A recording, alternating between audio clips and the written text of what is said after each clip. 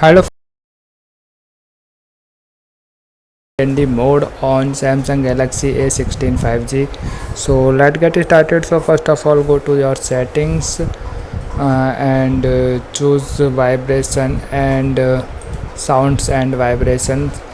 Just tap on it. When you tap on it, you can see a new option just like this: do not disturb. Just tap on it. When you tap on it, you have the option to configure the sleeping do not disturb mode.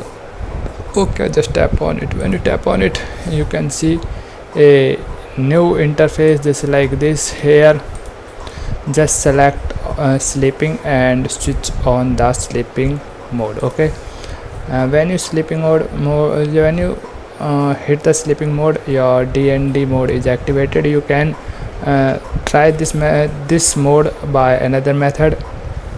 For the go to your notification menu, which is scroll down at the top of the screen, and tap your do not disturb.